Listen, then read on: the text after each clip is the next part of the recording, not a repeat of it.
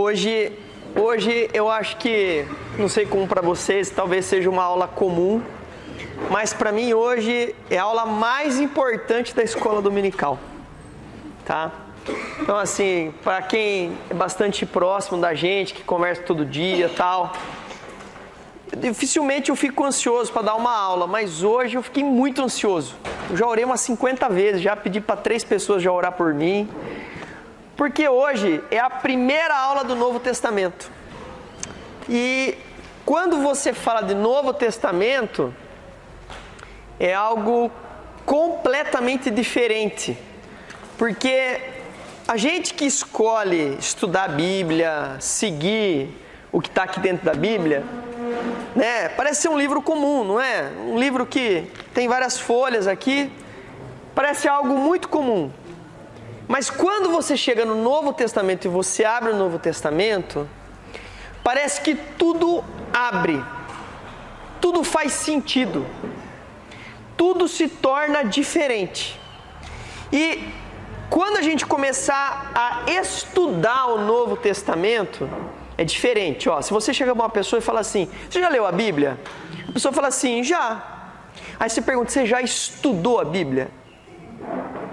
Aí a pessoa fala, bom, estudar, talvez não, talvez eu já tenha lido, mas estudar é diferente. Ler a Bíblia é você conhecer as histórias, saber as histórias, conhecer as coisas, mas estudar é saber qual é o significado de cada coisa que está acontecendo. E hoje, que a gente vai começar o Novo Testamento, não dá para a gente estudar a vida de Jesus, não dá, sem você perceber que tudo que Jesus faz tem um propósito. Se você abrir o Novo Testamento em um dos evangelhos e falar assim, Jesus ele entrou por tal lugar de Jerusalém, tinha um propósito, tem um significado. Jesus subiu no monte para orar. Tem lá um versículo, Jesus foi ao monte para orar, se afastou, tem um propósito, tem um significado, tudo. Se a gente não tiver essa visão crítica, nós vamos passar pelo Novo Testamento e nós não vamos nos encontrar com Jesus. Inclusive assim, ó, Novo Testamento é a gente seguir Jesus. E eu tenho ouvido algumas pregações do pastor Ed René, ele usa um termo muito interessante. Ele fala assim, que quando você segue Jesus, às vezes você tem que andar um pouco depressa, porque senão você se perde, ele vai e você fica. Então você tem que olhar, você tem que seguir, saber para onde ele foi, qual é o caminho. Daquela bifurcação ele foi para a esquerda ou para a direita, para você não pegar a direção errada. Tá certo? Então, como nada na vida a gente faz por homens, a gente faz pelo Espírito Santo, vamos orar, né? Paulinho, meu amado irmão, você ora por nós? Senhor Deus e Pai, muito obrigado a Deus por ter nos trazido para essa casa hoje, essa casa que é tua, Pai, uma casa de oração a Deus, uma casa onde nós aprendemos a tua palavra. Eu te peço a Deus que o teu Santo Espírito esteja no nosso coração, ó Pai, nos dando entendimento, nos dando, Senhor, a direção, ó Pai, para que nós possamos aprender de Ti, para que nós possamos, ó Deus, entender que nós temos que Te seguir. Guarda, Senhor, os nossos corações, guarda, Senhor, a nossa família, guarda, Senhor, a nossa família da fé, essa igreja, Pai, que o Teu Santo Espírito esteja aqui agindo, ó Deus, nos corações das pessoas e das lideranças. É isso que nós pedimos e Te agradecemos, em nome de Jesus. Amém. Amém. Turma, então, só para a gente trazer um pouquinho do contexto da aula, tá? Nós estudamos todo o Antigo Testamento, completamente, o Antigo Testamento.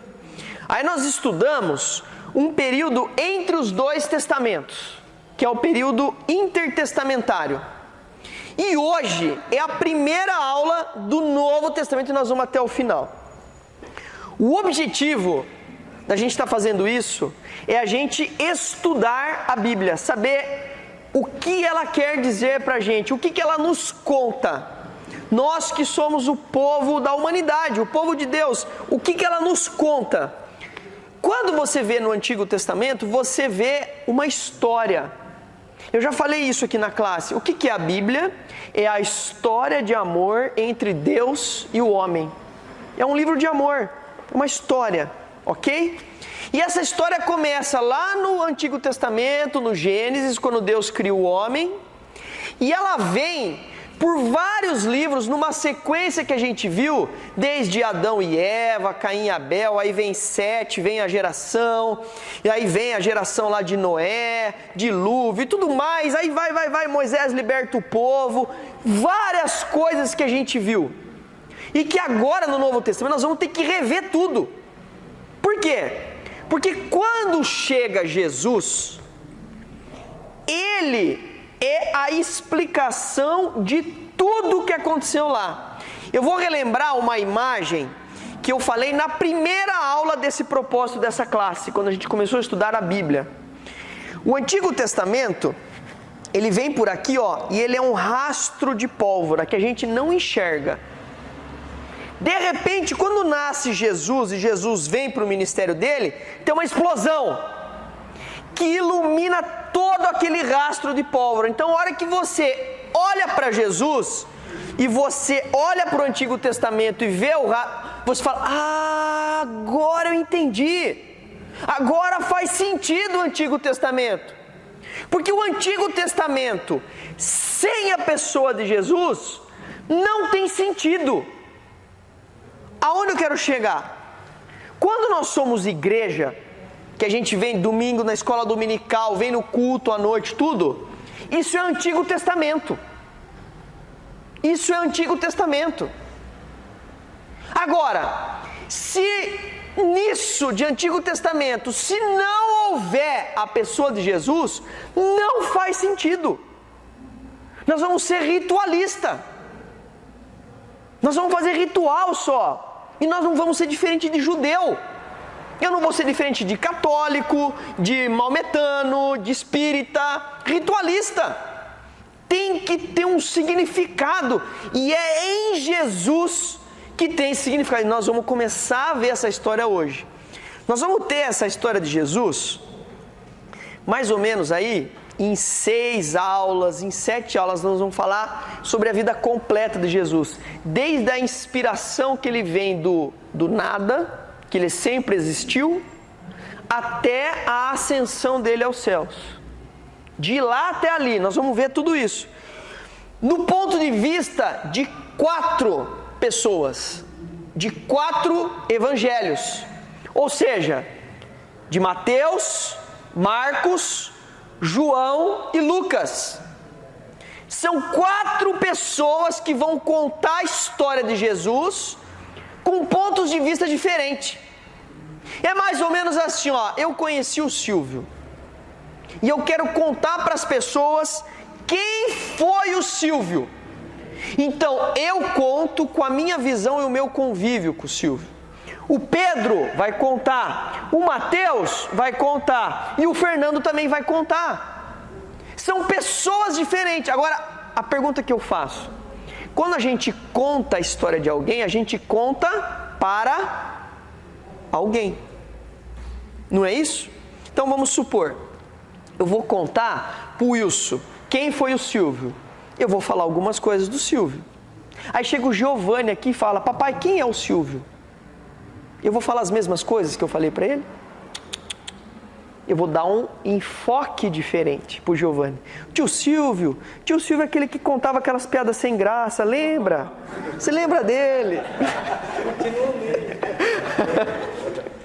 Então, é aí que eu quero chegar. Brincando, viu, Silvio? Não foi engraçado, né? Não foi.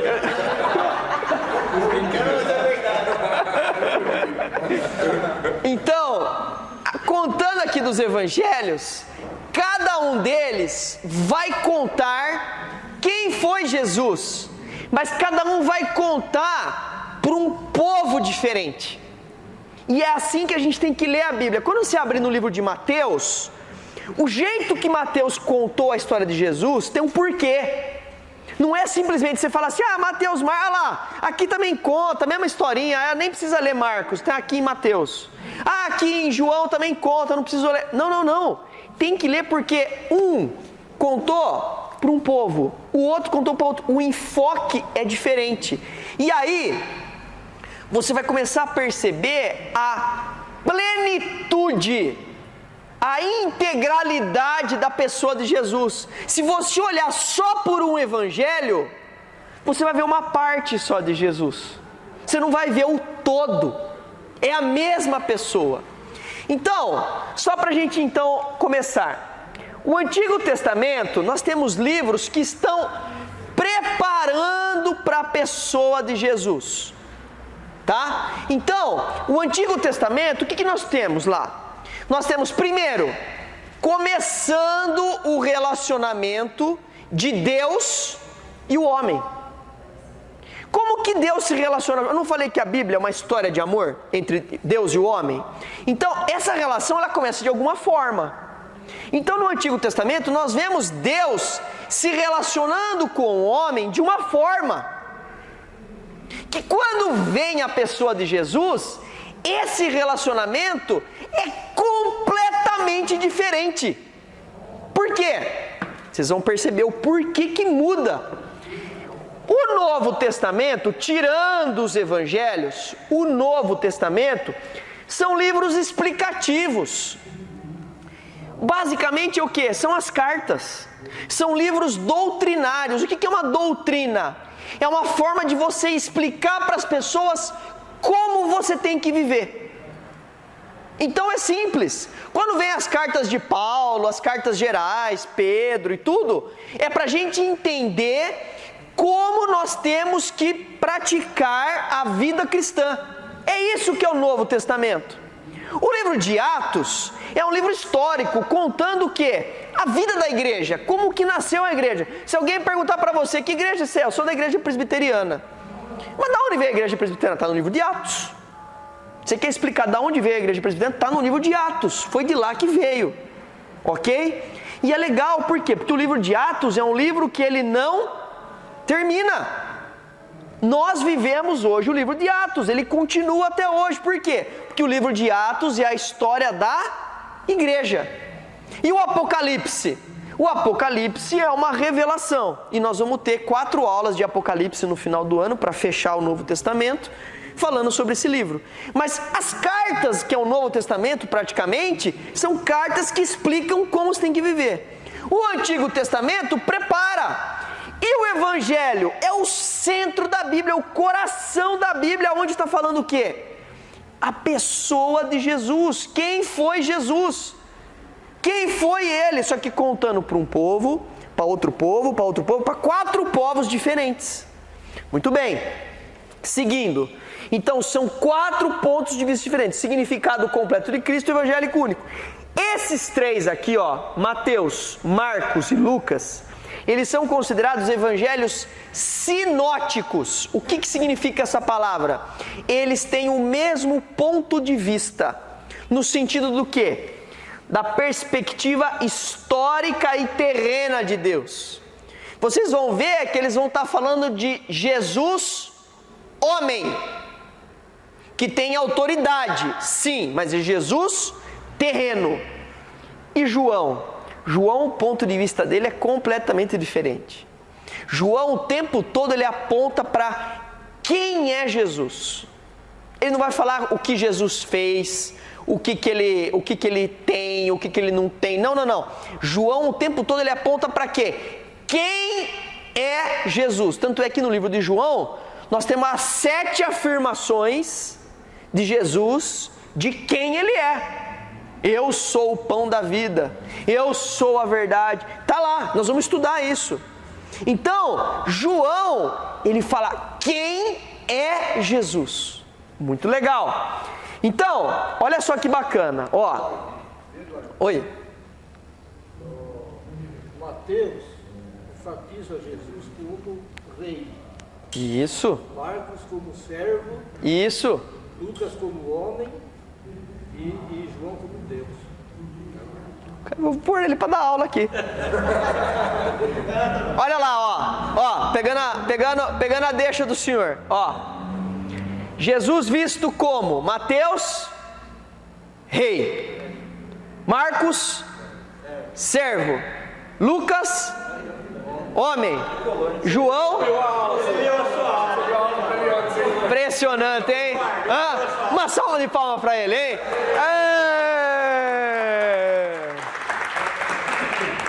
Muito bem. Então, ó, olha que bacana. É isso mesmo, gente, ó. Jesus em Mateus, ele é visto como rei. É a nobreza dele. Ele é o rei dos judeus. Vocês vão perceber que depois aqui embaixo eu vou falar para vocês. Para quem Mateus fez o evangelho? Para os judeus, tá? Servo. Marcos, ele mostra Jesus como servo. Por que servo? Porque Marcos, ele conta a história de Jesus para que povo? Para os romanos. Por quê? Porque os romanos, eles se achavam que eles podiam tudo, que eles dominavam tudo. E aí ele mostra a pessoa de Jesus como um servo, nesse sentido. Lucas mostra ele como homem. Por quê? Porque Lucas vai contar a vida de Jesus para quem? Quem que eram os sábios, os intelectuais? Os gregos, que enfocavam na pessoa do homem. Então Lucas vai contar para os gregos. E João, conta para quem? Conta para a humanidade. Essa é a diferença. Ele conta para a humanidade toda. João mostra que Deus, ele é acessível para todos. Para todos. Olha só que legal, o símbolo aqui de Mateus é leão. Por quê? Porque Jesus é o leão da tribo de Judá. Guarda isso que nós vamos falar. Em Marcos, ele é dado como boi. Por quê? Porque é o boi que ara a terra, que trabalha, que faz, que é o servo. Em Lucas, é o homem, é o pensamento, é a intelectualidade. E em João, a águia, por quê? Porque está no céu. Ok? Genealogia. Então, da onde vem Jesus? Veja, em Mateus, onde ele começa? Ele mostra que ele é filho de Davi, que é um rei. Em Marcos não se fala da genealogia. Em Lucas começa onde? Em Adão. Por quê? Porque ele vai estudar o Deus homem. O Deus homem. E em João inicia onde? No princípio era o verbo. Começa lá em Deus. Olha que bacana, cada evangelho, cada coisa mostrando o aspecto de uma perspectiva. Na sequência, olha a respeito do nascimento de Jesus. Em Mateus, mostra um nascimento real, a majestade do nascimento de Jesus. Em Marcos, praticamente você não tem registro. Não importa muito o nascimento de Jesus para os romanos. Depois, em Lucas, mostra a humanidade do nascimento de Jesus. Em Lucas, quando que começa lá o nascimento de Jesus? Mostra lá a visita para Isabel, para a vida de João Batista, depois vai para Maria, aí uma encontra com a outra. Nós vamos falar tudo isso aqui hoje. E em João, Deus não nasceu. Por quê? Porque Deus sempre existiu. Olha que maravilhoso isso, gente. Aí, qual é a ênfase em Mateus da pessoa de Jesus? É o que Jesus tem de realeza. Depois em Marcos, é o que Jesus faz. O que Jesus faz. Em Lucas, é o que Jesus diz, a sabedoria de Jesus. Tanto é que aonde estão a maior parte das parábolas? Em Lucas. E em João, quem Jesus é. São os 7 eu sou. Nós vamos falar sobre isso. E aqui, em Mateus, Jesus revela a sua autoridade como rei. Em Marcos, a sua obediência. Em Lucas, a sua sabedoria. E em João, sua divindade. Ele foi escrito para quem? Mateus para os judeus. Marcos para os romanos. Lucas para os gregos e para João, toda a humanidade. Olha que legal. Qual é a característica do livro de Mateus? Ele é extremamente nobre, é um livro detalhista. Ok? Marcos, curto, extremamente curto. Por quê? Porque é um livro, uma das palavras que eu mais gosto de usar, pragmático. É um livro pragmático. Pabuf. Por quê? Tanto é que as pessoas falam, você quer tentar evangelizar alguém intelectual? Usa o livro de Marcos. Porque é pragmático, ele é curto e grosso. Ó, Jesus fez isso, isso, isso, isso. Acabou, papum. Depois, Lucas, é um livro longo. Por quê? Porque ele vai trabalhar todo o raciocínio do que Jesus disse. E João? João é um livro o quê? Extremamente profundo. É um livro profundo. Por quê? Porque ele vai falar de quem Jesus é. Então, palavra-chave de Mateus é o reino. Nós estamos falando do rei.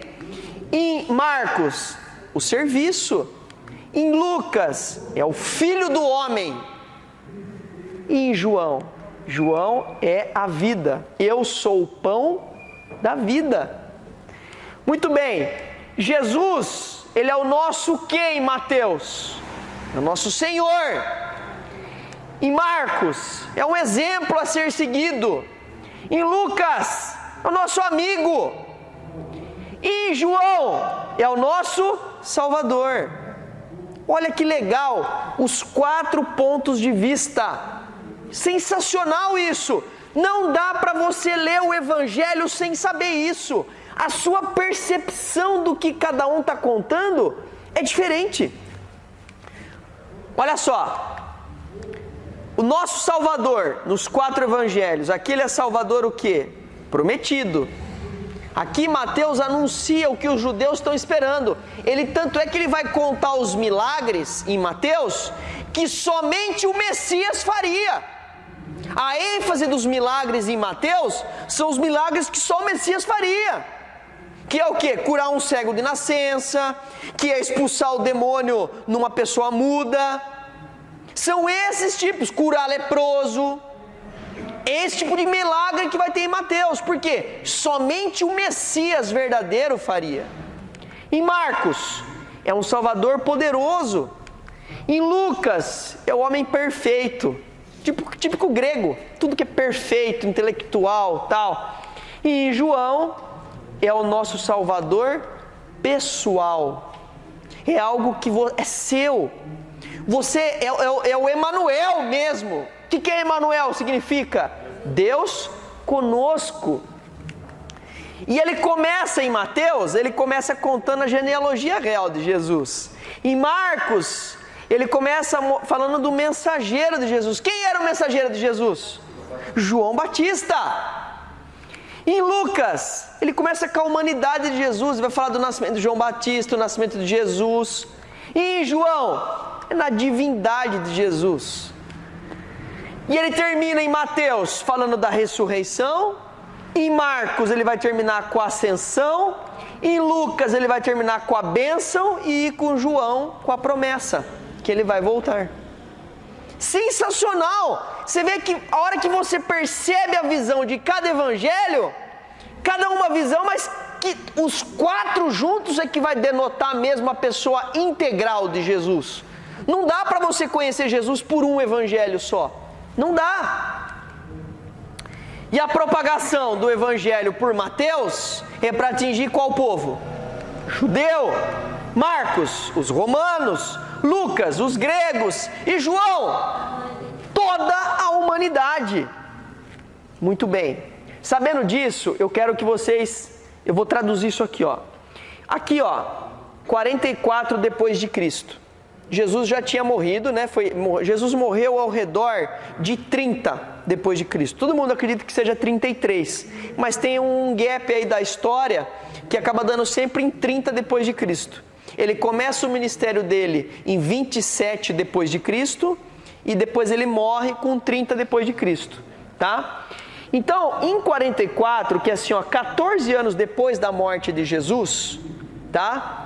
Já vem a primeira viagem missionária de Paulo. Lembrando que Paulo se converteu logo depois da morte de Jesus, pouco tempo depois. É que se você olhar com atenção, e nós vamos ver nas cartas paulinas no livro de Atos, Paulo, ele demorou 15 anos para ele sair pregando.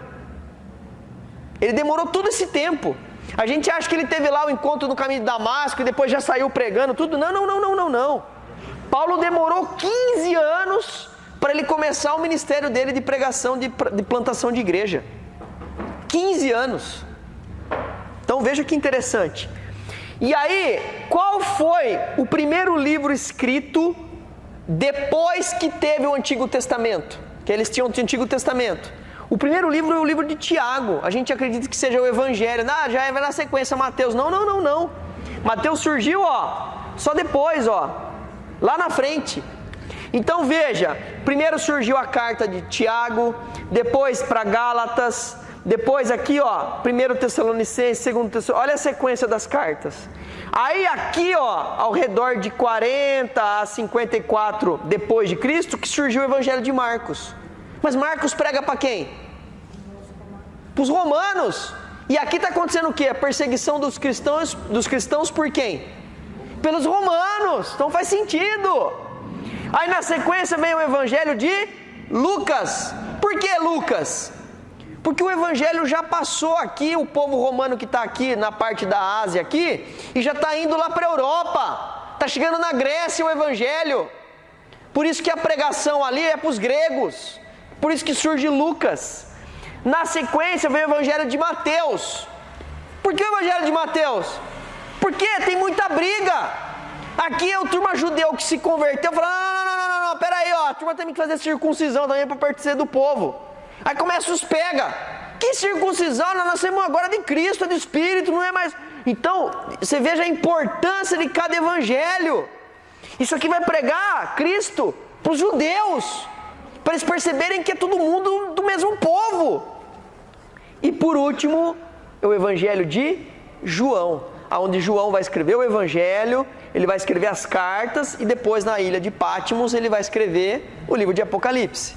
Muito bem, sabendo da cronologia, agora nós temos que lembrar que depois da morte de Jesus, a mensagem cristã foi se espalhando. Então, tinha uma necessidade de instrução prática de como se vivia o Evangelho. Por isso que quem surge primeiro são os Evangelhos? Não. Se é instrução prática, precisava o quê? De doutrina. Se precisava de doutrina, o que surgiu primeiro? As cartas, tá? Depois, precisava orientar a fé cristã com as cartas. Aí, aparecem as epístolas e as cartas. Vamos lá. Aí houve a necessidade de se escrever a história de Jesus, porque começou a passar o tempo, não podia deixar aquilo tudo se perder. Moçada, imagina tanto de milagre que tinha, um monte de coisa que tinha que se preservar. Por isso que começaram a aparecer os evangelhos. Preservando a história para gerações futuras, aparecem os evangelhos. Vocês estão prontos? Porque até agora foi só para vocês entenderem o que nós vamos ler. Agora nós vamos entrar no Novo Testamento, que são os evangelhos, os 4. E assim, como que vai ser nossas aulas? Nós vamos andar, Jesus aqui, caminhando, nós estamos aqui, olha lá, os passos, ele passou por ali, nós estamos seguindo ele, tá? E a perspectiva que nós estamos olhando Jesus é por aqui, por Mateus, por Marcos, por Lucas e mais de pertinho, por João. Deu para entender? Então, as próximas aulas daqui para frente, nós vamos ver a história de Jesus, e é o que eu vou tentar fazer na aula, de uma forma que a gente não consegue achar, e nós vamos tentar montar de uma forma cronológica. Nós vamos estudar a história de Jesus cronologicamente, que não é a forma como está na Bíblia. Nós vamos organizar a Bíblia para a gente entender cronologicamente. Então, vai ter hora que nós vamos estar no livro de Mateus, vai ter hora que nós vamos estar no Marcos, na hora vai ter em João, outra hora em Lucas, outra hora nós vamos estar nos 4 ao mesmo tempo. Tá certo? Vou deixar vocês malucos, tá? Eu também já estou maluco. Já. Então, começando. Não, é isso aí. Vamos lá. Olha só, período que nós estamos chegando do período intertestamentário. O povo ali na Babilônia, na pessoa de Nabucodonosor, grande imperador, vem, domina o mundo praticamente ali da Ásia, do Oriente. Na sequência vem rei Dario, emite o decreto ali para libertar o povo, a Pérsia começa a tomar conta, é outro reinado. Na sequência, levanta Alexandre o Grande, que quer fazer com que os gregos dominem o mundo, quer ir na borda do mundo, para que todo mundo tenha a cultura grega, e a cultura grega consiga se espalhar e as pessoas sejam inteligentes, como os gregos. Isso daqui já é o período intertestamentário, e o povo judeu vivendo tudo isso aqui, ó. Tudo isso. Só que eles vivem isso, eles estão lendo o quê? A Bíblia, o Antigo Testamento. E o Antigo Testamento fala o quê? Calma, que vai vir o Messias. Calma, vai vir o Messias. Calma, vai vir o Libertador. Calma, vai vir o Salvador. O tempo todo. O povo fica escutando aquilo, escutando aquilo, escutando aquilo. O que o povo está esperando? O que o povo está esperando? Aí vem Roma, na pessoa de César. O que o povo quer? O povo quer um líder assim. O povo está andando no corredor ali, ó, e ele vê uma fotinho do Nabucodonosor, do Dario, do Alexandre, de César. E na sequência ele quer uma foto de quem? Ele quer uma foto do Messias. Ele quer que o Messias, por quê? Porque o Messias prometeu que vai libertar o povo, e o povo nunca mais vai ser humilhado. Nós vamos para as cabeças, nós vamos pegar essa turma. É isso que o povo quer. Esse é o contexto. Messias vem do hebraico, do aramaico, que significa ungido. Ungido. E Cristo, que significa a mesma coisa que Messias, só que é um termo grego. Lembra, nós estamos no período intertestamentário. Qual é a língua falada no mundo todo? Qual é a língua falada no mundo todo? Grego. Por isso que é Cristo. Quando você vê lá Jesus Cristo, é o nome de Jesus? Não. Jesus o Cristo. O Cristo é um título. Entendeu? É um título. É o Messias. O ungido. Não é o sobrenome. Tá? Então, vamos lembrar disso. Outra coisa. Nesse tempo, onde está todo mundo vindo o Messias, está todo mundo esperando, aparece um monte de louco que se acha o Messias. Aparece. Está aparecendo. De repente na sinagoga aparece um cara lá que começa a pregar e fala: eu sou o Messias. E a turma já fica de olho. Com isso, o que aconteceu? Os judeus começaram a fazer investigação para ver se o cara era o Messias mesmo. Bom, vamos lá. Esse cara curou cego de nascença? Não. Não curou cego de nascença? Está fora. Esse não é Messias coisa nenhuma. Vamos ouvir o que ele está falando. Dá aos pobres. Mas ele está dando aos pobres? Não. Esquece. Não serve também. Onde nasceu? Onde nasceu? Onde ele nasceu? Nasceu aonde? Nasceu em Bocaina. Está fora. Não. Bocaina. Então você não é o Messias.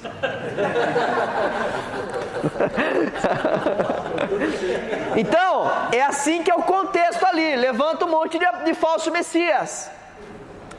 E aí, eles têm o tempo todo vendo se preenche os critérios. Vamos lá. Nascimento de Jesus. Nascimento de Jesus. Primeiro contexto, nós vamos falar agora do comecinho do livro de Mateus, tá? Então, no comecinho do livro de Mateus, eu quero que vocês tenham essa cena. A cena é a seguinte, ó. Nós temos um judeu que devia ter ao redor aí dos seus 30 anos de idade, que é José, tá? Por que 30 anos?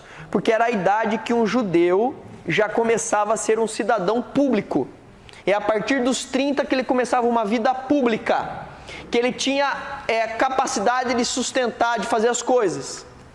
E ele se casava com uma judia. Só que o casamento judeu, ele era mais ou menos assim, ó. Então vamos lá. Eu sou o judeu pai e a Pietra é a judia fina, a judia filha, certo? O Davi, vamos pegar o Davi não, vamos pegar o mais velho, né? Alguém, bom, vamos supor lá que eu pego alguém que tem um filho mais velho. Então, alguém que tem um filho mais velho, que já está mais velho que a Pietra, chega para mim e diz: Eduardo, eu gosto da Pietra, o meu filho gosta, acho que é interessante as famílias aqui se unirem, nós vamos casar então os dois. Beleza. Então o casamento como que funcionava? Quando noivava, já era casado. e consumava o casamento depois de 1 ano. Que daí ficava junto, morava junto, tal. José e Maria se casaram. Maria tinha ao redor de quantos anos? 14 anos. 14 anos, que é a cultura judaica. Então quando você lê lá que ela foi visitada pelo anjo e que ela falou, não, tudo bem, era uma menina de 14 anos. Eu acho que isso é importante a gente saber. Se eu pegar uma pessoa que nem a Bruna, que já é uma menina mais velha, ou mesmo pegar as mulheres mais velhas aqui, tudo, o que acontece? Você já tem mais maturidade para tomar uma decisão. Que tipo de maturidade tem uma menina de 14 anos? Vocês tiveram filha, vocês sabem como que é. 14 anos. Uma criança.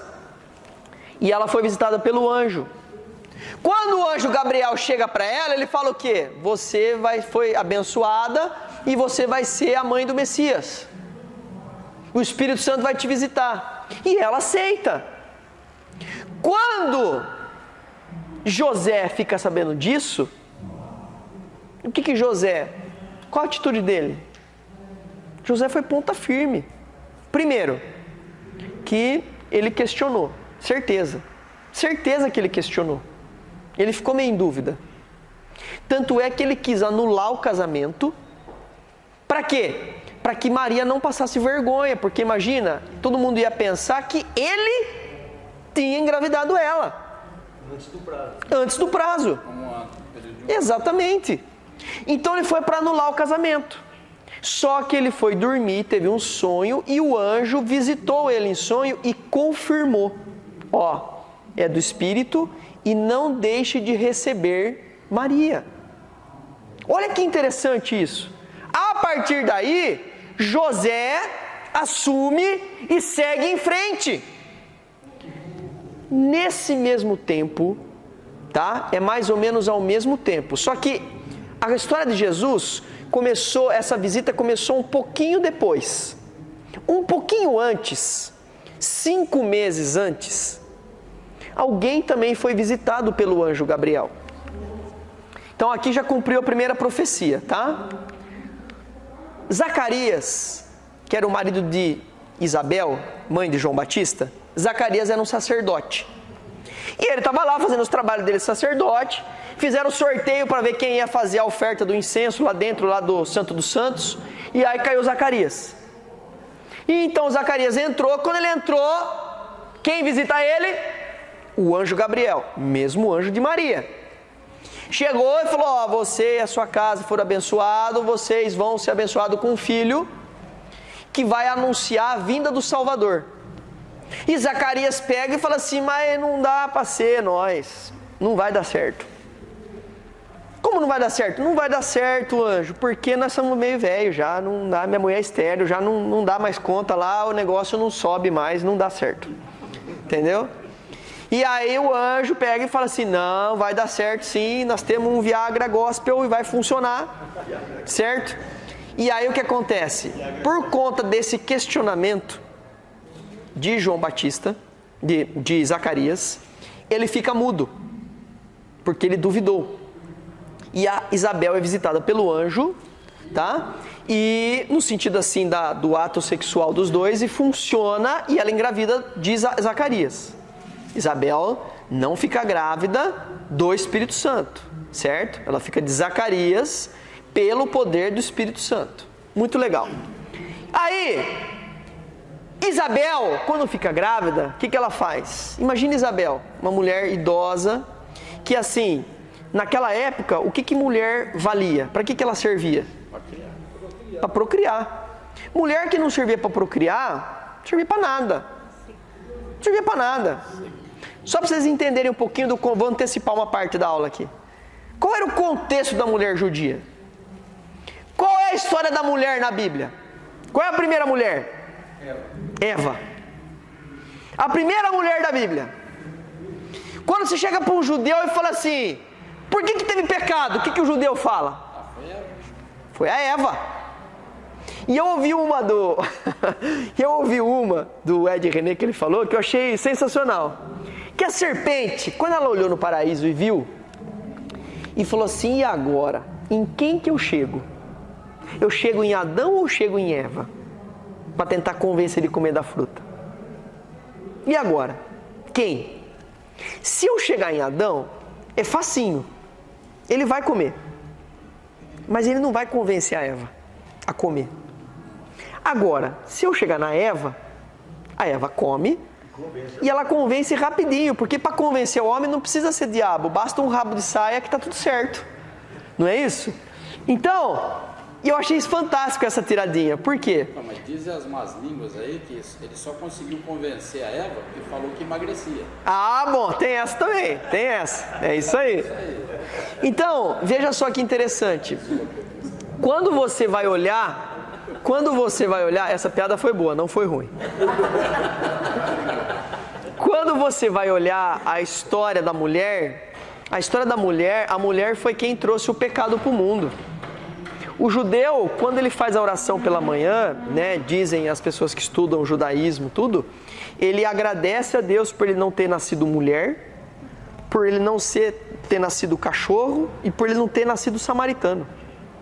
São as 3 coisas que ele agradece. Pra você ver o contexto da mulher, tá? Então a mulher era uma pessoa desse tipo, ela servia para procriar. E quando a mulher não podia procriar, ela não servia para nada. Era um motivo de humilhação para a mulher. Então veja que Isabel, quando ela fica grávida, por 5 meses ela não sai de casa. Ela fica em casa. Por quê?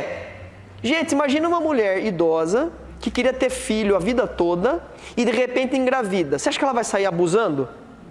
Ela falou assim, não, vou cuidar dessa gravidez que nem o negócio aqui que eu preciso guardar. Certo? Muito bem. Então ela fica 5 meses em casa. Quando ela está no 5º mês, alguém visita ela, porque acabou de ficar grávida, que é Maria. Maria, só ela e José sabia que eles estavam grávidos do Espírito Santo, era só os 2. Ninguém mais sabia. Uma menina de 14 anos.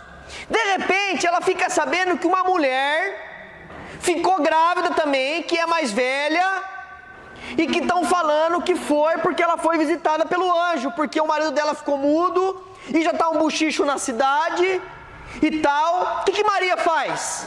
Bom, se Deus me visitou, Deus visitou ela também. Eu vou lá. E Maria foi. E aí é uma das coisas mais sensacionais, porque a hora que eu li isso, e sendo médico, fez todo sentido.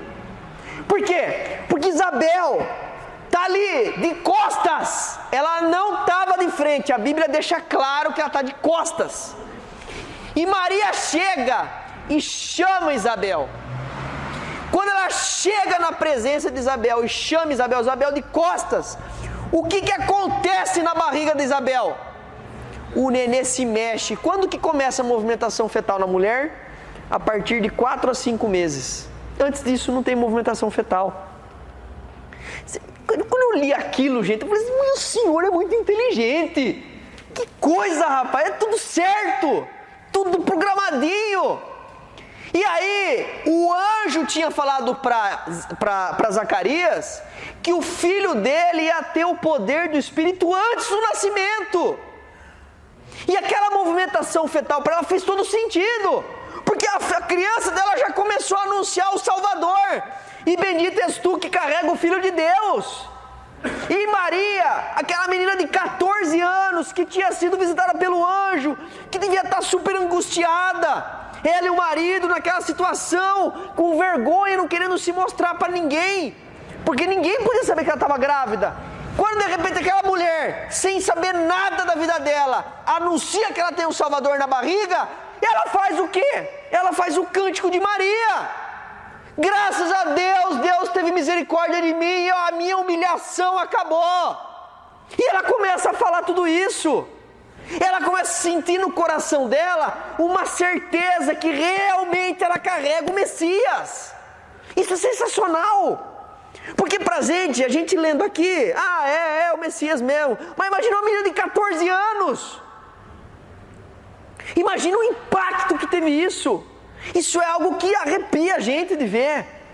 Então, depois disso, Maria ficou ali 3 meses. Por que ela ficou 3 meses? Porque tinha que se esconder, gente. A barriga ia começar a crescer. Se ela devia ser uma judia com 14 anos, devia ser o quê? Um palito. Ia ser igual a Érica. Na hora que ficou grávida, só barriga. Não é? Igual a Martina. Martina também, só barriga. Entendeu? Então, é mais ou menos assim. Então, onde eu quero chegar? Que Maria ficou ali até porque ela foi acampada por Isabel. Ela pôde ficar ali e ninguém falava dela, ninguém conhecia ela ali. Ninguém sabia se era casada, se não era casada. Então ela ficou 3 meses. Quando ela volta para a terra dela, quando ela volta para lá, as pessoas já passou o tempo, nem sabe se já casou, se não casou, não importa mais, tá? Seguindo então, já falei do contexto da mulher judia, beleza? Então vem a oração deles. E aí vem o nascimento de João Batista. Quando João Batista nasce, o que acontece? Quem está mudo? Zacarias. Eles chegam para registrar, e aí qual que é a cultura? Que o nome da criança sempre é alguém da família. E eles começam a falar de outros nomes da família. E Isabel pega e fala, o nome dele vai ser João. Mas mulher apita alguma coisa? Não apita nada, ela pode falar João. Como que ela sabia que era João? Porque com certeza Zacarias deve ter escrito para ela, entendeu? Ela sabia, eles conversaram. Zacarias deve ter feito uma carta falando tudo o que aconteceu com ele. Certo? Nesse momento todo mundo olha para ele e fala, e aí? E ele pede uma plaquinha para poder escrever para a turma, só que a língua dele desenrola. E ele fala, vai se chamar João. E aí todo mundo ficou espantado. E pela primeira vez nesse momento, quando ele fala que vai ser João, na sequência, Zacarias, ele profetiza. Nesse momento, gente, rompe-se o silêncio de 400 anos de Deus. Porque a última pessoa que pregou foi o profeta Malaquias. Depois dele, ninguém mais pregou ou profetizou. Só teve a visita dos anjos aí. De repente, em Zacarias profetiza. E ele anuncia que o filho dele vai anunciar a vinda do Messias. Sensacional! Vamos seguir. Então aqui ele faz o bendito, né? E você, menino, será chamado de profeta do Altíssimo, pois irá diante do Senhor para lhe preparar o caminho e para dar ao seu povo conhecimento da salvação mediante o perdão dos seus pecados. Muito bem. O perdão dos seus pecados. Vamos lá. João. Nesse momento, cronologicamente, nós tivemos lá as 2 gestações. Nasceu João Batista. Ele está 5 meses na frente. Ok? Então, um pouquinho de tempo depois, quem vai nascer? Jesus. Então, para eu falar do nascimento de Jesus, eu tenho que falar de onde ele veio. E de onde veio Jesus? Então, no princípio, ele era o Verbo. E o Verbo se fez carne e habitou entre nós. Ele se esvaziou dos poderes divinos e ele tabernaculou entre nós. Por que tabernaculou? Como que Deus se relacionava com os homens no Antigo Testamento? Pelo tabernáculo.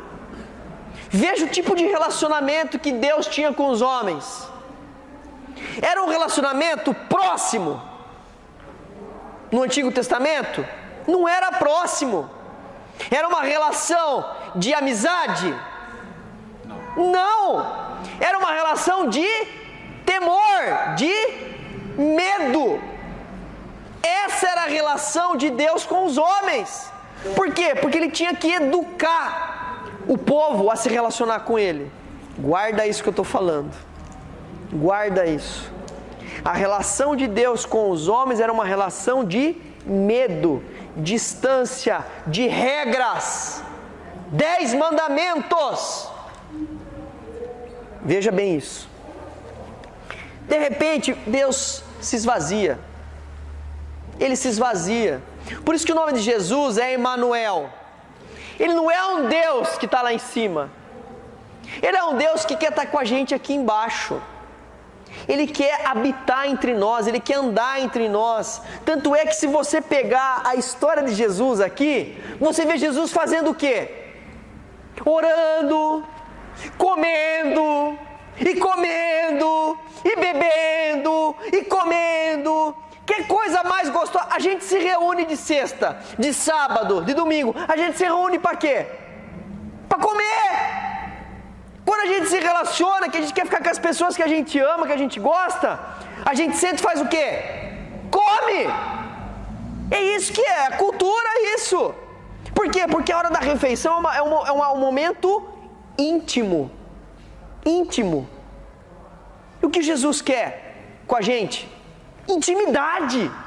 Ele quer intimidade com a gente. Por isso que ele vem e habita e come e chora e ora. Ele faz tudo isso. No Éden, quando Deus olha para o homem, ele abre o coração, ele fala assim: não é bom que o homem esteja só. Aí ele faz a mulher para o homem, que é alguém do mesmo nível que ele, mas ele também quer estar com o homem, e é na pessoa de Jesus, é em Jesus que ele vem e fica com a gente. Agora, como é que pode você, em alguns momentos da sua vida, você não querer a presença de Jesus do seu lado, você se esquecer que ele está ali? Ele veio, essa é a diferença. Isso é sensacional. O nosso Deus, ele não é mais o Deus que está com o dedo na cara e fala: não morrerá, não furtarás, não darás falsos testemunhos. Não! É um Deus que desce, que abraça você e fala assim: por que você mentiu? Por que você fez isso, filho? Ele abraça. Ele quando você fala assim: eu não quero mais ficar com você, e você sai de perto dele, ele fica ali chorando, ele fica esperando você. E na hora que você se arrepende e fala: ai Senhor, eu pequei contra ti, me perdoa, o que ele faz? Ele vai atrás, ele traz você de volta para a varanda. É o filho pródigo. Esse é o Deus nosso verdadeiro, não é o Deus do Antigo Testamento. Não é o Deus que olha para você e fala: você veio na igreja, não veio, pecador, deu dízimo, não deu dízimo, pecador. Não é isso, não é esse, mas esse é o Deus do Antigo Testamento. O Deus do Novo Testamento é Jesus. Ele não está preocupado com lei, porque Ele é a lei. Ele não quer colocar uma nova lei, Ele vem para cumprir a lei. Ele está preocupado com o seu coração, Ele está preocupado com o que aconteceu lá no Éden. Ele quer saber assim: por que você virou as costas para mim? É isso que Ele veio perguntar. Ele veio atrás da gente. Quando Ele mandou a gente sair do Éden, é porque Ele não queria que a gente ficasse eternamente em pecado. Então Ele sai do Éden, aí Ele vai atrás. Ele vem e fala assim: filho, eu estou aqui, vamos voltar lá para o Éden. Só que para voltar lá tem que ser por mim, por Jesus. Porque eu sou o pão que dá vida, porque você está morto. Você, virando as costas para mim, você está morto. Você tem que vir em mim, eu sou o pão da vida.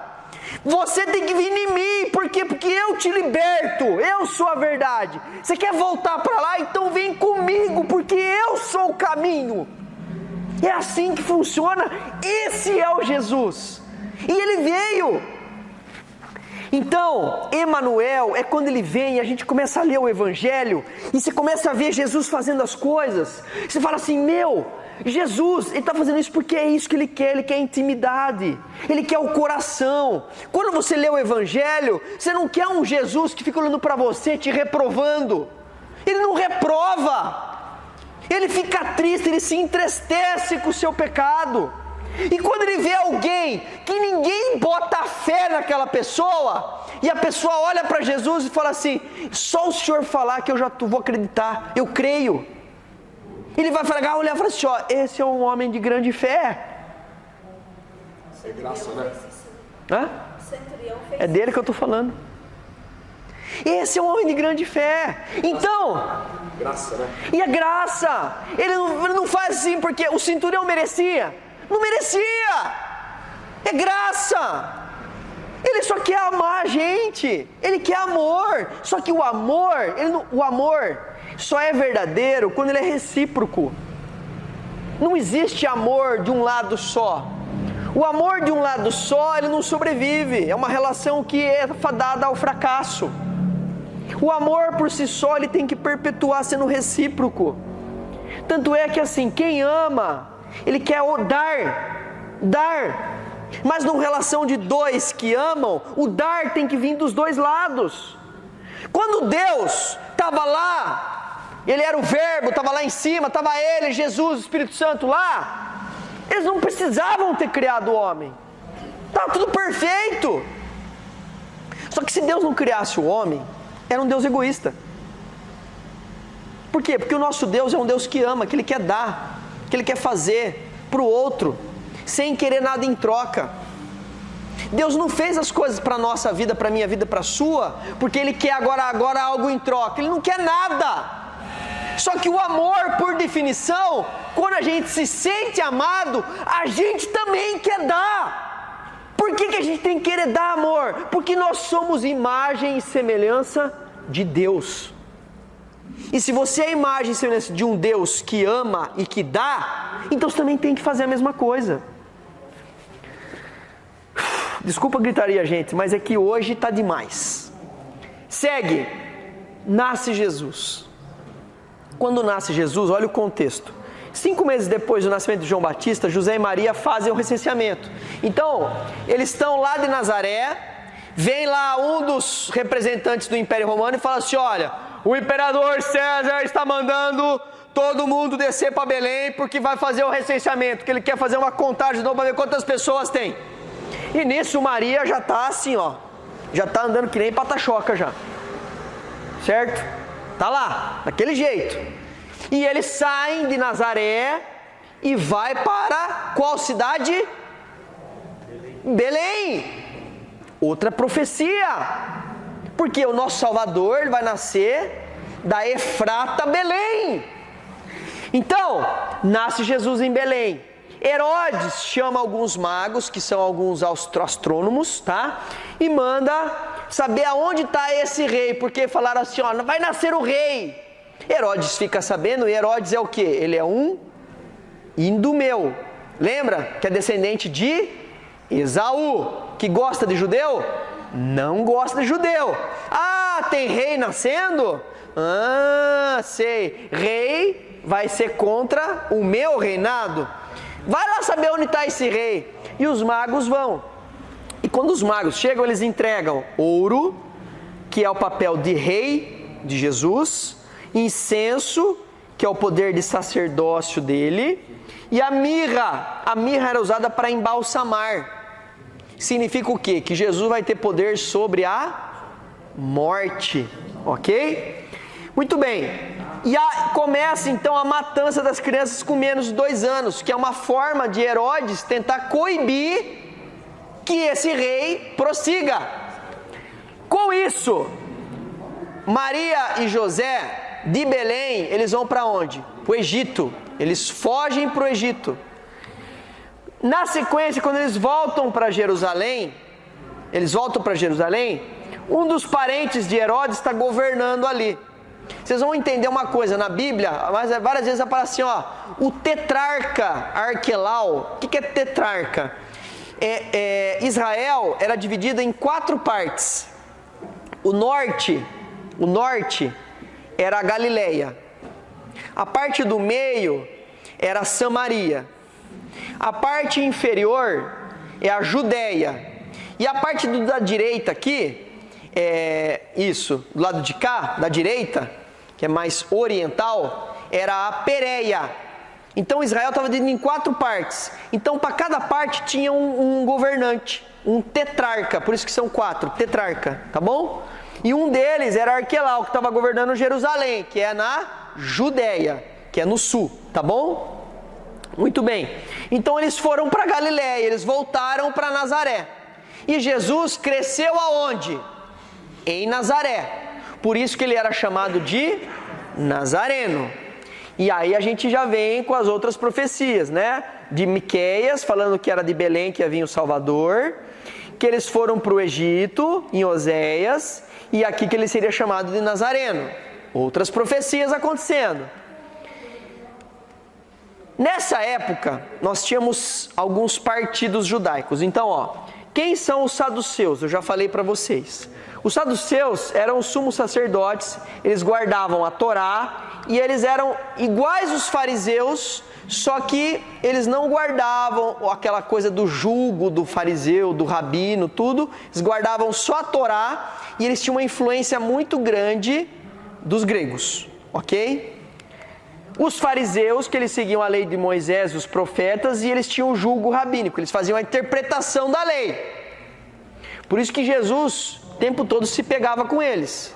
Por quê? Porque Jesus também interpretava a lei. Só que ele interpretava porque ele era a interpretação da lei. Tá? Os herodianos era outro partido, que era o pessoal que era favorável a Herodes. Os essênios, que eram muito parecidos com os fariseus, só que eles não ficavam em Jerusalém, eles ficavam no deserto. Eles se afastavam da sociedade justamente para não se contaminar com a cultura grega. Provavelmente João Batista era dessa linhagem aqui de essênios, tá? Os zelotes, que eles eram militantes revolucionários contra o governo de Roma, tá bom? Praticamente um MST. E os publicanos, que eram as pessoas que trabalhavam para o governo de Roma. Quem era um publicano? Que cobrava impostos? Que escreveu um dos evangelhos? Mateus, isso aí. Em Lucas 2, estamos seguindo, Jesus já nasceu, ok? Aonde está José e Maria? Em Nazaré. Jesus está crescendo lá. Quando Jesus faz 8 dias, ele vai fazer a circuncisão. Quando eles levam então Jesus para Jerusalém para fazer a circuncisão, eles encontram esse homem aqui, Simeão. Para e olha para mim. Você imagina? Quais foram as confirmações que José e Maria tiveram que ele realmente era o Messias? Porque imagina assim, você recebe a visita do anjo, você vai receber o Messias. Como se fosse alguma coisa de poder divino. Jesus não tinha nada de divino. Ele era 100% homem, 100% Deus, mas ele se esvaziou para descer. Então aqui na terra ele não tinha nada de divino. Você olhava para ele, era uma criancinha igual qualquer nenenzinho que a gente pega no colo. José e Maria, quando eles olhavam para Jesus ali na manjedoura, vocês imaginam se eles falavam assim, não, pode derrubar ele no chão, bater a cabeça que ele não vai morrer não. Jesus, ele é Deus, não morre. Você acha que eles pensavam assim? De jeito nenhum. Tinha o maior cuidado. Jesus fazia cocô, tinha que trocar o negocinho, ele fazia xixi, ele chorava, estava com fome, tinha que dar de mamar, tudo igual. 100% homem. E aquilo, o pai e a mãe ficavam inseguros. E agora? Mas será que... Você acha que José e Maria às vezes não ficavam assim?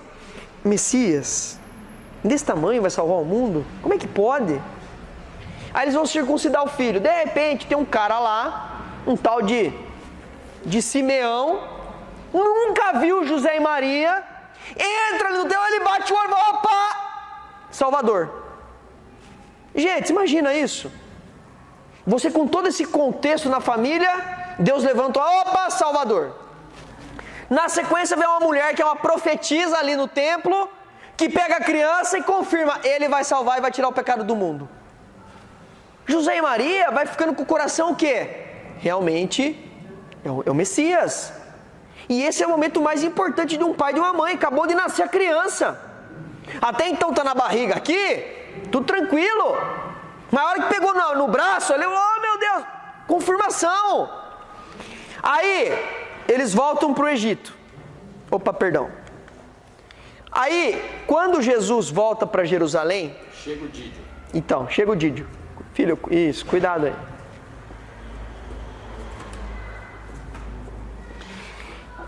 Aos 12 anos, José e Maria vão para uma festa da Páscoa lá em Jerusalém. E aí, eles se perdem de Jesus. É Jesus que se perde deles? Não, eles se perdem de Jesus. Exatamente. E aí, 3 dias depois, você imagina que pai e mãe, campeão, hein?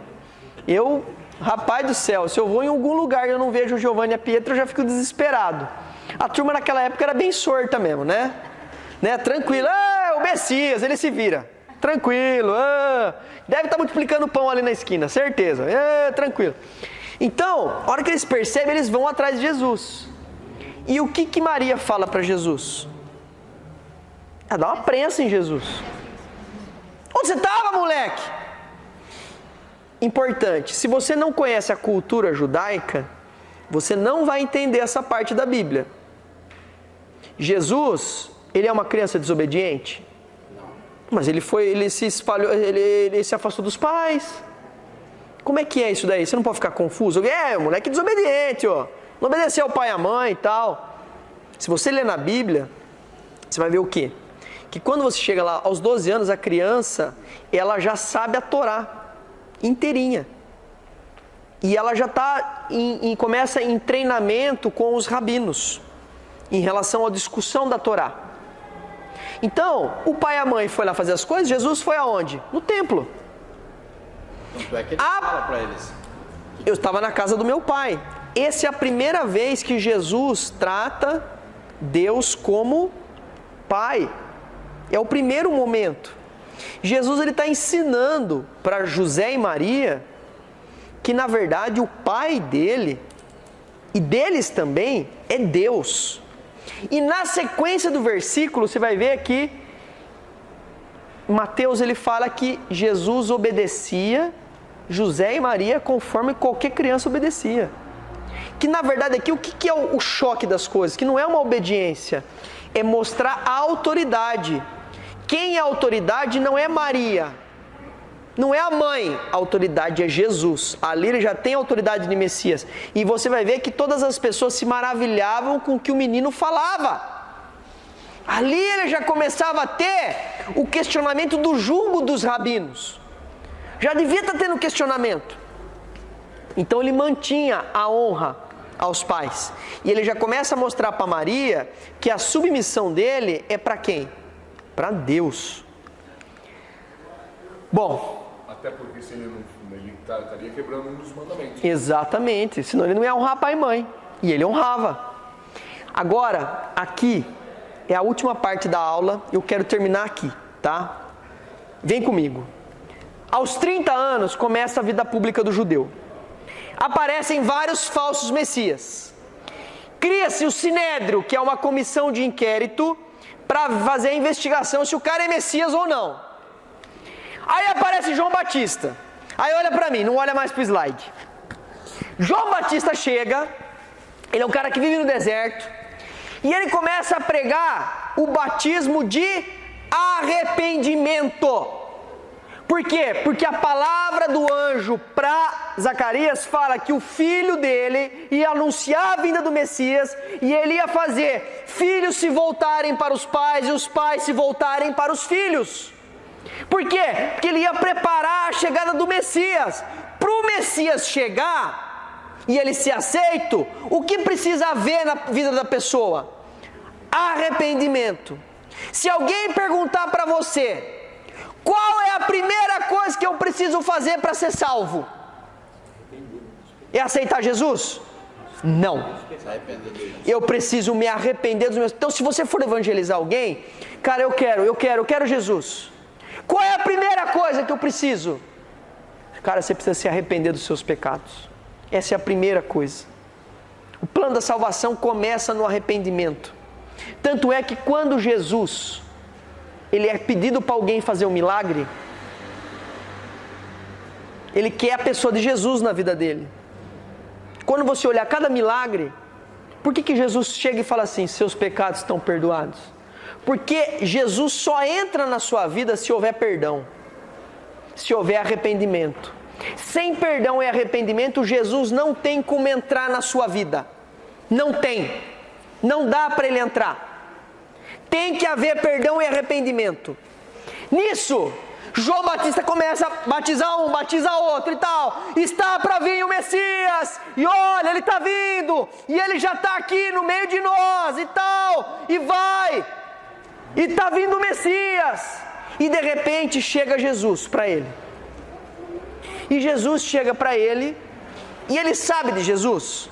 Ele sabe quem é Jesus? Gente, claro que sabe. A mulher dele, a mãe dele, Com certeza preparou ele, filho, ó, você vai pregar. A mãe dele, inclusive, ficou aqui em casa 3 meses. Certeza que falou. Ele já sabia, ele tinha noção. Mas ele tinha visto algum sinal que realmente ele era? O Espírito movia ele a pregar. Aí Jesus pega e fala assim, eu quero que você me batize. E João chega e fala assim, não, mas na verdade é o contrário, é o Senhor que tem. Ele está fazendo o papel dele de profeta. Só que daí acontece algo que João Batista daí não tem mais dúvida.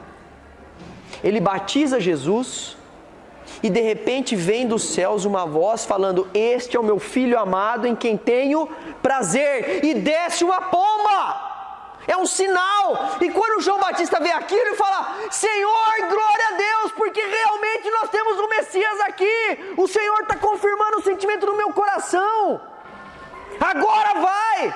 Nisso, Jesus, nós não sabemos se nisso Jesus continua andando por ali ou se ele vai para o deserto, tá? Fica a interpretação que você quiser, tá certo? Mas Jesus vai para outro lugar outro dia e João Batista começa a mudar a pregação dele. Ele fala que o Messias vai vir e que ele já está no meio de nós e ele está circulando por aí e vai. E nisso, os fariseus começam a escutar que está vindo o Messias, está vindo, os caras vão questionar João Batista. Tu acha que ele... E aí chega e fala assim, João, é o seguinte, você é o Messias? Ele fala, não sou o Messias. Então você é o Elias? Não sou Elias. Porque na verdade o profeta que seria erguido, ele seria erguido no poder de Elias. Elias não ia voltar. E veja, ele não é o Messias, não é Elias. Aí eles perguntam, você é o profeta? Que profeta? Moisés, no Antigo Testamento, ele diz no livro de Deuteronômio que virá, Deus levantará uma pessoa, um profeta, da mesma magnitude que ele, para conduzir o povo. De quem ele está falando? De Jesus. De Jesus. Então, o que acontece? Olha só, eles questionam a autoridade dos profetas, não é. Eles questionam a autoridade de Moisés, não é. E aí ele fala, eu sou a voz que clama no deserto, eu estou anunciando a vida dele, eu não vou ter o direito de desatar a sandália dele de tão grande que ele é. Aí os caras começam, quem é? Quem é esse cara? Quem é? Quem é? Quem é? E de repente aparece Jesus na multidão. E os caras estão ali, então o que João Batista faz? É ele! É ele! Ele é o Messias! Os caras olham para ele, é ele o Messias! Ele é o Cordeiro que tira o pecado do mundo. Aí os caras param e falam, não, parou. Esse cara não. Não, peraí um pouquinho. Eu não sou judeu? Eu sou judeu, não sou? Eu estou esperando o Messias, não estou? Quem é o Messias para o judeu? É um cordeiro? É o leão da tribo de Judá. É o leão. Não é um cordeiro. O que um cordeiro é para o povo judeu? Um cordeiro é um bicho para sacrifício. E eles não aceitam isso. Mas Jesus é o cordeiro. É ele que vai tirar o pecado do mundo. Ele. E nesse contexto todo os caras olham para a cara de Jesus e nem dão bola. Que fala assim, se o cara então é o cordeiro, nós estamos sussa. Vambora, nós estamos sussa. Perdendo tempo. E aí esse é o contexto todo que nós estamos vendo de Jesus. Então veja o seguinte, que já aparece mais uma. Eles questionam isso daqui. Veja uma coisa, quando acontece de Jesus subir com os 3 mais próximos dele no Monte da Transfiguração, o que acontece lá? Vem uma figura onde Jesus realmente revela a face dele, ele se transfigura na pessoa de Deus, que eles veem brilhar a face de Jesus. Nisso aparecem 2 pessoas lá. Quem são? Moisés e Elias. Moisés representa o quê?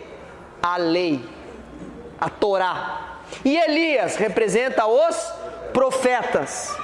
E aí o Pedro fala o quê? Senhor, então nós vamos construir 3 tendas aqui, uma para cada um, porque os 3 têm autoridade? Aí nisso vem uma névoa e Elias e Moisés some. E aí vem uma voz de Deus falando, escutem ao meu filho. Então, o que Deus está mostrando para os discípulos? Que eram judeus, que a partir de agora a autoridade é de Jesus. É de Deus, é de Jesus. E é um Jesus que não é um Deus distante, é um Deus conosco. É Emmanuel. Então, a partir disso, nós vamos entender isso daqui. Por fim, ele aponta para o cordeiro, eu já falei isso. Vamos pular aqui, que eu quero ir para o último slide. Falei já do cordeiro, isso nós vamos pular. Ok, último slide. Gente, isso aqui eu queria que todo mundo guardasse, porque é algo que realmente Deus tocou no meu coração.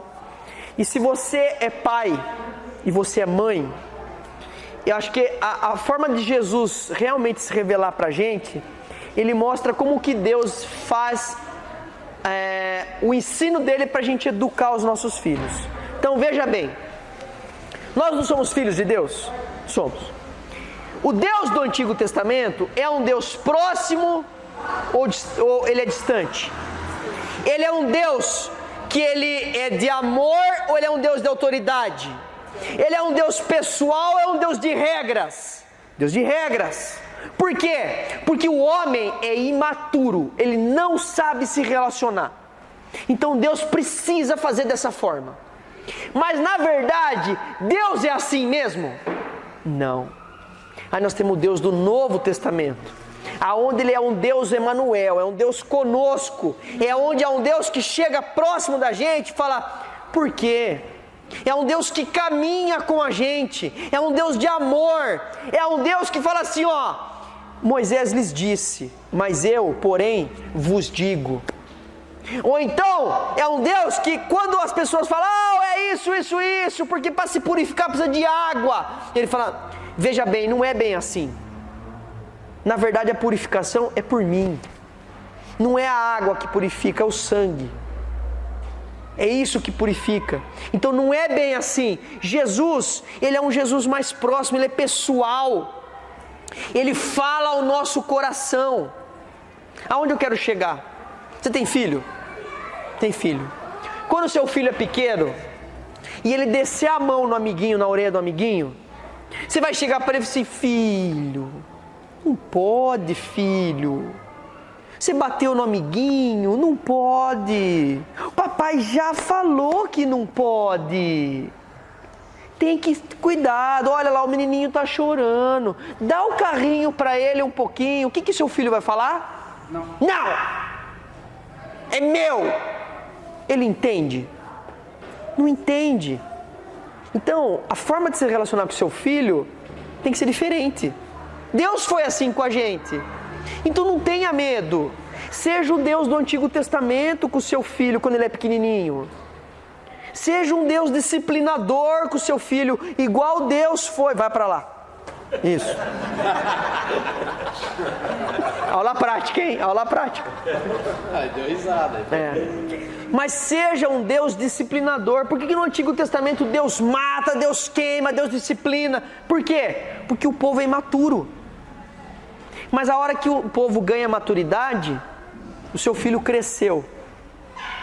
Você dava com a vara na bunda dele. Ele cresceu, virou adolescente. Não dá mais para você dar com a vara na bunda dele. Agora você tem que ser um Deus diferente para o seu filho. É um Deus do Novo Testamento. É um Deus Emmanuel, é um Deus conosco. É um Deus que seu filho, pai, não pode roubar, né? Você fala assim, filho, veja bem, não é roubar. Você teve vontade de pegar aquilo sem poder? Tive. Isso que não é legal, filho. Por que você quis? O que move o seu coração para pegar aquilo que não é seu? É aí que está o cerne da questão, filho. Filho, por que você está falando palavrão, filho? Não pode falar palavrão. Não, filho, a questão não é porque não pode. Por que você fala? O que o palavrão causa para você, filho? Não pode mentir. Não, filho, a questão aqui não é que não pode mentir. Por que você está mentindo? Por que você precisa mentir? Veja a educação do filho como tem que mudar. Não dá para você continuar sendo o pai do Antigo Testamento. Você tem que ser o pai do Novo Testamento. E aí a notícia que eu dou para você. Meu filho lá tem 5 anos. A maior parte dos momentos eu e o Giovanni, eu sou o Deus do Antigo Testamento com ele. É disciplina, é sim, sim, não, não. É tapa na bunda, vai apanhar, são 3. E assim por diante. A Pietra está crescendo. Ela ainda não é adolescente. Mas ela vai chegar na adolescência. Não dá para eu ser o mesmo com ela. Eu tenho que ser um Deus conosco. Eu tenho que estar andando cada vez mais perto dela. Deus foi assim com a gente. Para Deus conseguir chegar para a gente e falar assim, olha, não é não mentir. Deus desceu, Deus se esvaziou. Deus andou com a gente. Você tem filho adolescente, você vai ter que se esvaziar, você vai ter que andar junto. Você vai ter que caminhar mais próximo. Entender os porquês dela. Tentar olhar o olhar dela. Deixar que a lei que é cumprida para ela também ser cumprida para você ter coerência. Como é que você vai pegar um adolescente e falar assim, ó, não minta, e você mente? Você não pode impor a lei para o seu filho, você tem que cumprir a lei em você. Jesus fez assim com a gente. O exemplo foi Jesus, né? Mas é claro, Ele está dando de bandeja para a gente como é que educa os filhos. De bandeja. Então, eu quero terminar com isso. Deus do Antigo Testamento é um Deus de temor, de medo. E Deus do Novo Testamento, o temor, ele é reverência, ele é honra. Aqui, se não existir temor, nós vamos caminhar para o pecado, que é morte. Só que na criação dos filhos, no começo, o temor vai ter que ser medo mesmo.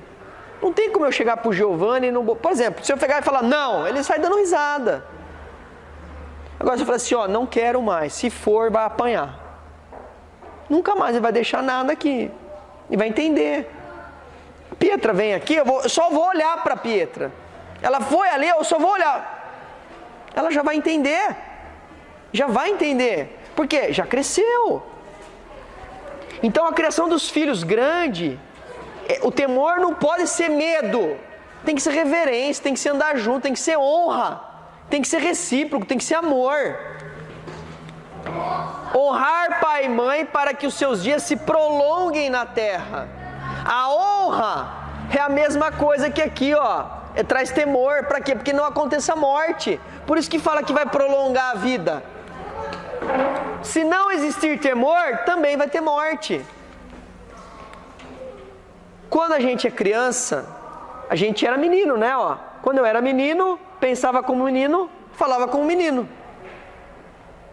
Mas, quando cheguei à idade adulta, deixei para trás as coisas próprias das crianças.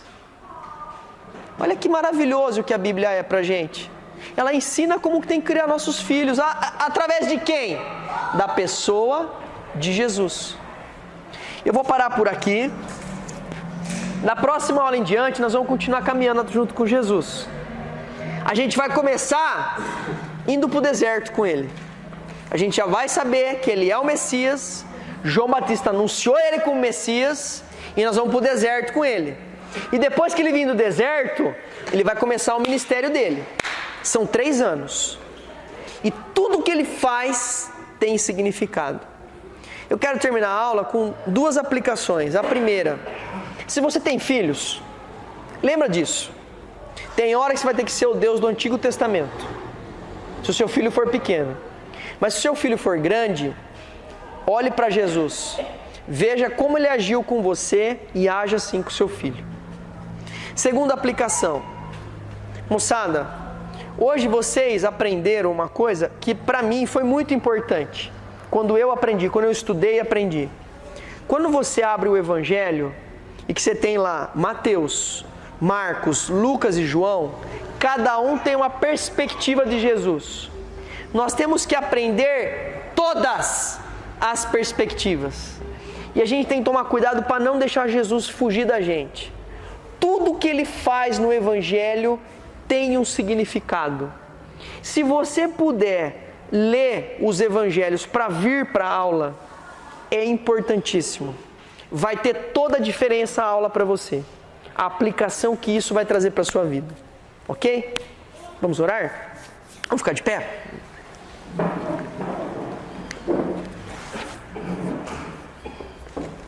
Querido Deus, muito obrigado, Senhor, por mais essa manhã. Obrigado, Pai, pela oportunidade, Pai, de poder anunciar esses 4 livros tão importantes para nós, que são os 4 evangelhos, Pai. Deus amado, como é bom, Pai, poder ver o Teu Espírito trabalhar, porque muito daquilo que nós falamos aqui na aula hoje, os alunos e as pessoas que estão aqui, Pai, participando, foram usados pelo Espírito Santo para até antecipar coisas que nós íamos falar. E nós somos gratos por Ti, Pai, porque isso nos dá a confirmação que realmente esta é a mensagem que o Teu Espírito quer falar no nosso coração.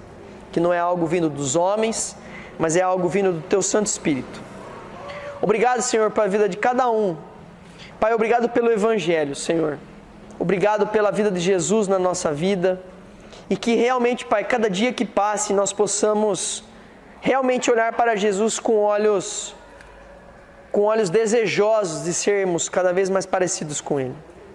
Obrigado, Pai amado, por tudo. Abençoa esse dia que é Teu, Pai, esse dia de domingo. Que nós possamos nos relacionar com as pessoas para a honra e glória do Teu nome. Que nós possamos demonstrar esse amor incondicional do Senhor para a vida daqueles que nos cercam, Senhor. Obrigado por tudo, fica conosco e nos abençoe. Em nome de Jesus. Amém. Amém. Amém.